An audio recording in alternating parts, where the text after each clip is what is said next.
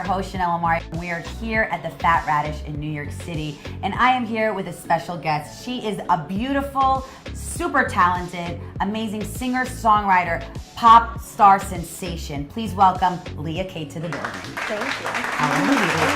Look how beautiful and adorable she is. I just want to pick her up and take her home with me, you guys.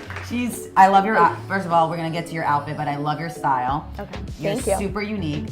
Let's talk about your single all over iTunes, Spotify, SoundCloud, YouTube, you name Everywhere. Yeah. So my little brother and I have been writing and creating music together since we were 10 years old. Our first song we did was called After Party, but I don't even need to get into the details of that song. Anyways, he was initially writing a song about Los Angeles, which is where we're both from, born and raised. And I heard him we have a small in-home studio back in LA that we built because, we started working together at a super young age, and I heard this catchy hook. At the same time, I coincidentally was trying to lure in a love interest to come back to my hometown with me, and we started working and created the song together. That's pretty cool, because was that weird to talk to your brother? Are you guys that really close where you talk about also like love interests and relationships? Yeah, I talk more than he does. He likes to, be the more reserved, shy one, and I'm out there just spilling everything out for him. Sometimes he's like, okay, too much, stop.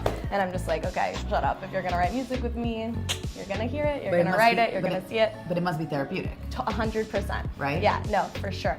Yeah, and which I love. I totally picked up the message where whether you have a love interest, whether you miss your home, it's really important, I think, especially in the entertainment industry, and how cutthroat it could be, or challenging, or competitive, that you can feel at ease and give us as an audience, as a listener, like that comfort to go back home and go back to your roots. For sure, 100%. When I sing the song, it was written by about a love interest, but I now feel like I'm singing it to myself.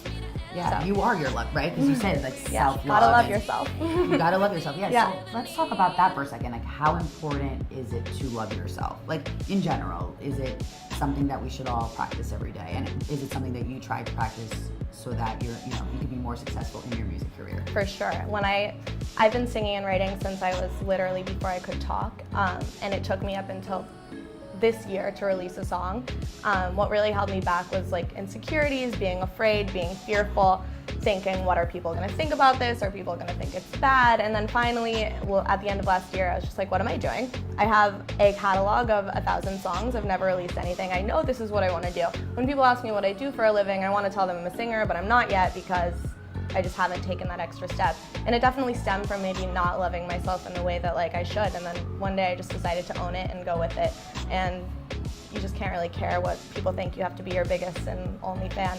I love that. And that is so boss, by the way. And speaking of boss moves, which you make, you also own your independent label, right? Yes. And which by the way is not really heard of in today, 2018 going to 2019.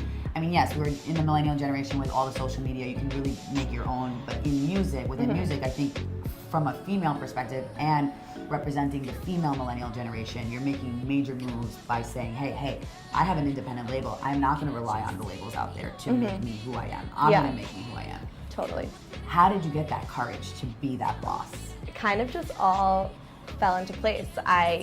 My brother and I started, he was actually in Syracuse, hadn't even graduated college yet, and I was like, all right, let's do this project together. I want you on board. My brother's the most talented producer and songwriter in the world, so I love to work with him. It just kind of all started happening, and I realized, okay, I have to be my own marketer, I have to be my business manager, I have to be my songwriter, I have to be my digital media manager, literally everything. I am my own boss, and it's really liberating and great because I have full control and own everything, but at the same time it's so stressful. I'm just like, wait, song is getting released in 2 weeks. What is the marketing rollout? Oh my God, I can't do math. I've been figuring it out, going to my resources. I'm definitely a go-getter. I like to utilize the people I know and the help that I can get, and I've just been, doing it all on my own, and falls into place as it should. That's amazing. And we can take a page from Leah from your book, because I think a lot of people are really scared and they rely on bigger corporations or names to help them through, and what they don't realize is that you end up in the music industry or in the entertainment industry, you have to work to get there, and you have to do it, like you said, on your own, as challenging as it is. So you're making big moves for women too in general. Thank you. Okay, so before we wrap this up, one last question. what is your advice to all of us out there on how to make it in the entertainment industry, or just follow our dreams? Like, what's your advice for us? What should we do?